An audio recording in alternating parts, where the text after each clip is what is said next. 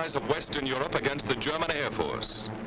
This is the P-47, the Thunderbolt, a fast, tough, high-altitude fighter with a dive like its name and an 8-gun blast in its wings.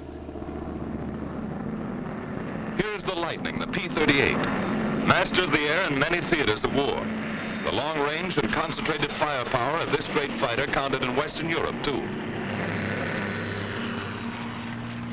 The Mustang, the P-51, longest range fighter in the world. Speed, fast climb, quick dive, tight turn. A fighter pilot's dream. Into these three great fighters, America poured its genius, its millions of man-hours of labor, its faith in victory against the Luftwaffe. And in their single cockpits, it placed its carefully chosen sons, trained to a fighting edge, trained as never before. Here is their report, catch as catch could by their own gun cameras in the instant of action, and delivered in return for your toil and your treasure and your high hopes.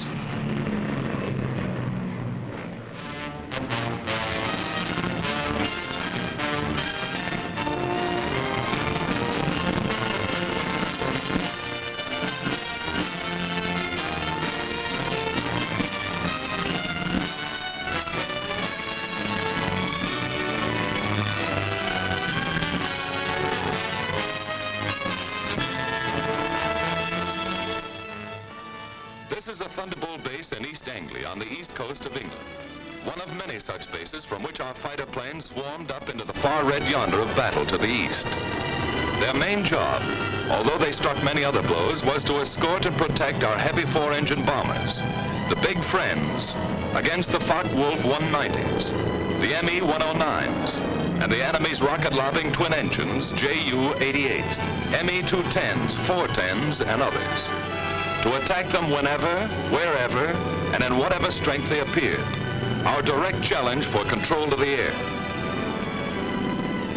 Trucks bring the pilots from the field to the squadron dispersal hut for intelligence interrogation after the mission. Coffee and sandwiches if they want it. Little action today, just a routine escort. You saw 4 190s on the field. That's right. Harry saw them, too. I think it was this field, Jack, further west. We made the 180 here and flew about 2 minutes on 340. Well, that's about 15 miles south of Hanover.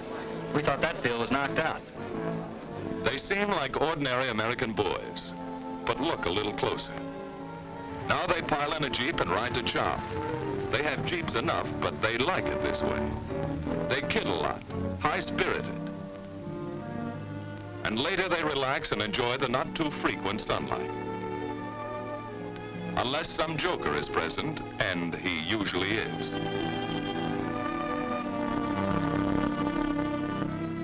They keep pretty fit, ready to stand anything up to 7 hours in a single-seater in sub-stratosphere, alert every second. And they keep their eye in. This fellow has 22 destroyed. Well, he may have if he keeps at it. And they won't be clay pigeons.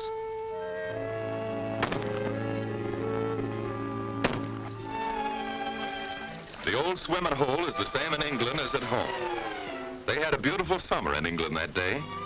Little aquatic practice won't hurt either. They may have to make a high dive with chute and become a channel swimmer almost any time. Of course, it gives their airborne pals a fine chance to practice low flying a bit.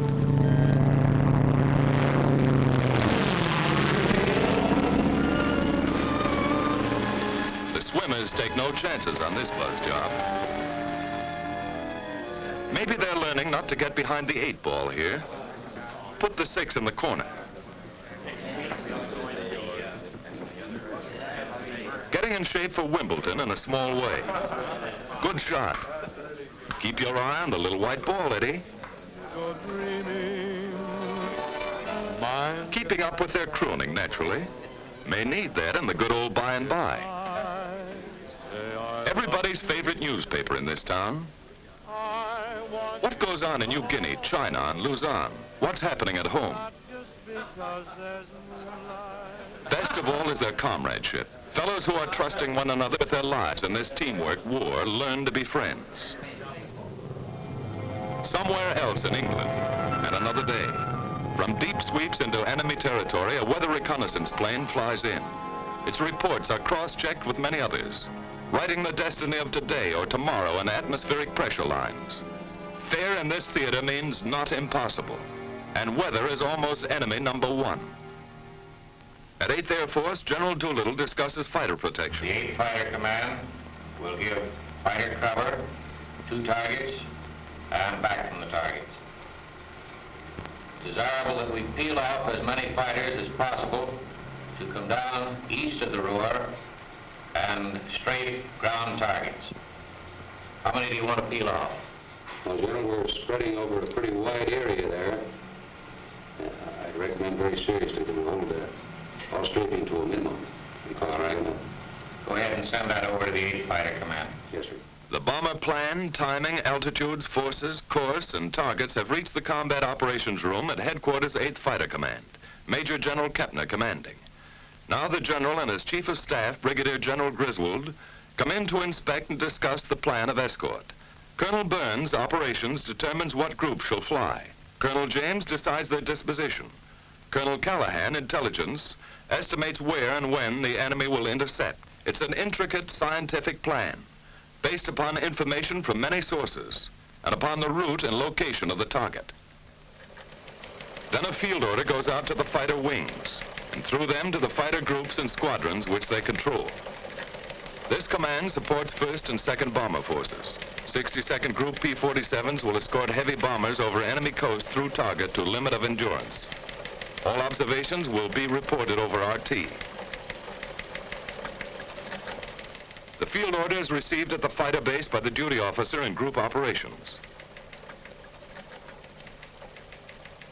He checks the field order for the group rendezvous time with the bombers. He calls maintenance, armament, and others. And in the still dark hours of the morning, a squadron intelligence officer shakes the pilots out of their deep sleep. Briefing at 6:30.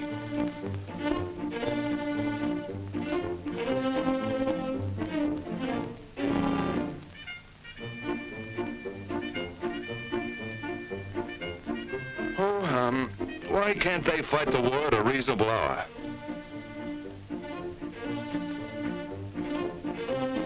Wake up over there if you want any breakfast. There's a show on. Crews, meantime, are warming and priming the aircraft. The crews are a vital part of this show. Tune their kites to fighting pitch. Going places as always, long-range wing tanks are fitted.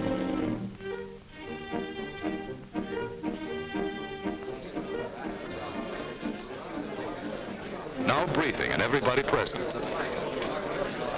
The colonel comes in. These fellows are veterans of many missions, so he gives them the essentials without ceremony. Okay, boys, today we're ready. Let's go 10 boxes of bombers, 36 ships to each wing.